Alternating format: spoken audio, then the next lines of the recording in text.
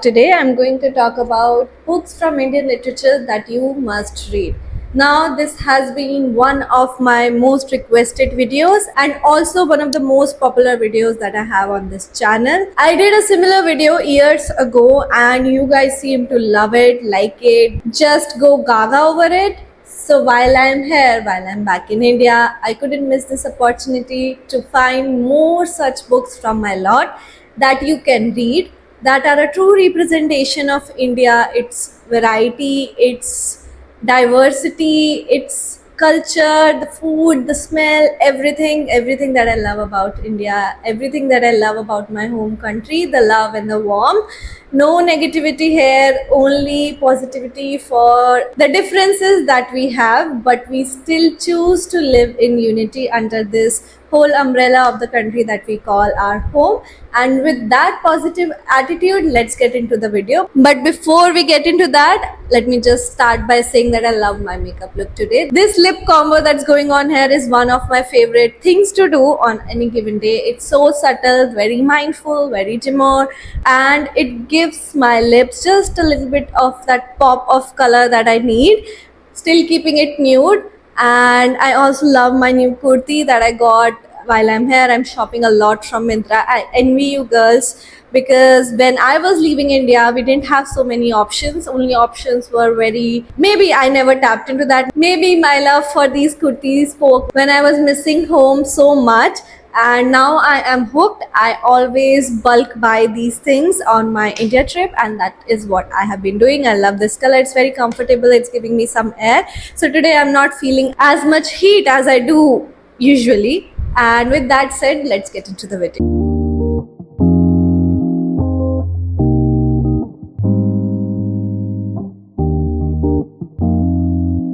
Hi guys, welcome back to my YouTube channel. This is Pooja at A Book by the Window. I hope you guys are doing good. I hope you guys are reading good. If you are a new subscriber, hi, welcome to my channel. I make book related videos here, book challenges, book list, and everything about books. I love reading a lot, and this has been my journey so far on the internet talking about books. And if you're an old subscriber, welcome back. I really do appreciate the love and the lovely comments that you guys leave on my videos. I read every single one of them. I try to reply to all of them.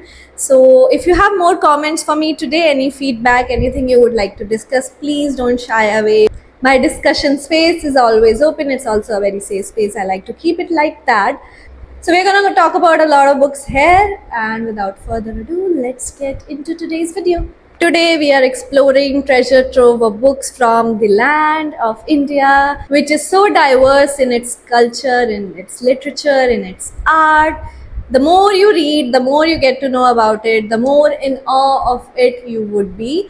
And I am here to tell you what books you should pick up if you are someone who is looking for something like that to add to your library or add to your TBR list. Whether you are a fan of historical fiction, poetry, fiction, non-fiction, or contemporary tales, I'm pretty sure this list is for everyone. Let's dive in. Kicking this list off with a modern classic, The God of Small Things by Arundhati Roy. This Booker Prize winning novel is a beautifully crafted exploration of family, forbidden love, and the socio-political environment of Kerala in the 1960s. The narrative shifts between time periods with a very lyrical prose that almost feels like poetry. Arundhati Roy is famous for her writing. The way that she has with her words is unparalleled, unmatchable, and I am here for it. Every single time I pick up this book, it brings back fond memories of feeling something deep inside me, a feeling that you so often don't know it exists, but only when you find something beautiful to read, you feel all the butterflies in your heart and stomach again. This is sort of the same book for you.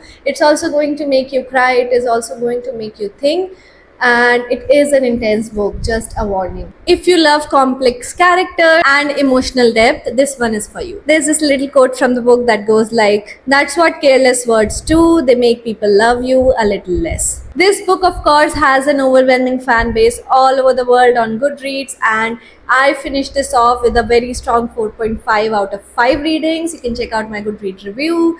If that exists now, I don't know, I have to check it. But even without that, this is your sign to finally get yourself this book. Second book in the list is The Tomb of Sand by Geetanjali Shree. Now, I have a copy of the book, but I don't have it here. I bought the book originally in Hindi, but you can find the English version also, translated by Daisy Rockwell. It is a piece of historical fiction. It also went on to become the first book to win the International Booker Prize in 2022. Although Hindi is my native language, I understand it fully well, although now that I have almost spent an entirety of my adult life speaking and writing in English so much, it kind of gets off your mind. But still, if you are a non-Hindi speaker, this is going to be my pick of the translated work that you can find an English copy of and still enjoy the essence of reading a very beautiful historic novel that is sure to move you from inside. As I said, this book won the International Booker Prize in 2022, and it follows the life of an 80-year-old woman and her unexpected journey after her husband's death in the Indian society. This book have a theme of partition, identity, and womanhood. This novel shifts between heartbreak and humor in a unique, almost playful prose. There's a quote from the book: wherever you go, you come back to the same place, no matter how far you. That's the trick of time. That's the miracle of space. With a very high rating of 4.2 stars on Goodreads, this has been a blockbuster and more so a representation of Indian literature on the world map.